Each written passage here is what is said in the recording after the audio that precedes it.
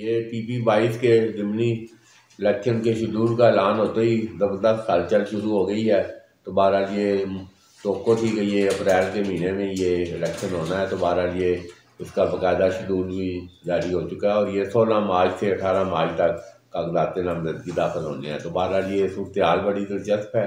मुस्लिम league नून का कौन उम्मीदवार होगा, ये बड़ी दिलचस्प सूरत है। तो ये जब उस वक़्त PTI की हुकूमत ख़त्म हुई थी तो उस वक़्त ये एक ज़िमनी इलेक्शन जो है ना, इसका शेड्यूल भी आया था और वो सुप्रीम कोर्ट के हुक्म के बावजूद वो इलेक्शन नहीं हो सके थे। तो उसमें ये पंजाब असम्बली का ये इलेक्शन होना था। तो उसमें PP22 के लिए मुस्लिम लीग नून ने सरदार सुल्तान खान शानी जो सरदार गुलाम अब्बास के भाई हैं उनको टिकट जारी किया था। तो बहरहाल ये सूरत बड़ी दिलचस्प है। अब वो हालात की वजह से वो दोनों नशस्तों पर सरदार गुलाम अब्बास ने ये इलेक्शन लड़ा था और ये सरदार गुलाम अब्बास का आबाई हल्का है।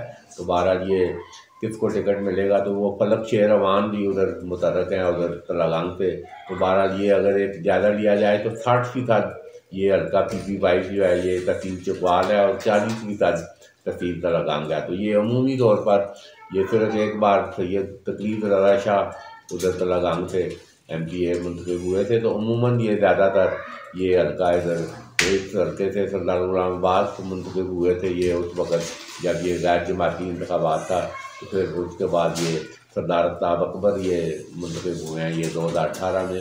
तो ये मजबूत किला गिना जाता है। तो ये तकलीद रज़ा शाह जब कामयाब हुए थे तो सरदार गुलाम अब्बास की हमायत उन्हें 2002 में हासिल थी। तो बहरहाल ये इस दफ़ा भी ये सल्ते में सरदार गुलाम अब्बास की हमायत बड़ी अहम होगी और यकीनी तौर पर टिकट भी उनकी मर्ज़ी के मुताबिक ही दिए जाने का इम्कान है। तो ये उधर सनाउल्लाह राना सनाउल्लाह के भी पीछे मीडिया में कुछ रिपोर्ट आई थी कि उनको इधर से लड़ाया जाएगा, मगर वो उन्होंने अब अदम दिलचस्पी जाहिर की है। तो उस बात का इम्कान है कि ये सरदार गुलाम अब्बास ही जिसको नामजद करेंगे। तो बहरहाल ये बड़ा दिलचस्प ये इधर कांटेदार मुकाबला 8 फरवरी को भी हुआ था। तो 11,000 की जीत से ये सरदार गुलाम अब्बास मुंतखब हुए हैं। हालांकि वो हकीम निसार दावेदार हैं कि वो 11,000 की जीत से वो जीते थे। तो बहरहाल ये PP22 में तो राजा मदर अस्पताल पीपल पार्टी के ये इधर 8 फरवरी के इलेक्शन में ये 30 उम्मीदवार मुख्तलिफ सियासी जमातों के। तो ये जमात इस्लामी ने भी बड़े अच्छे खासे वोट लिए,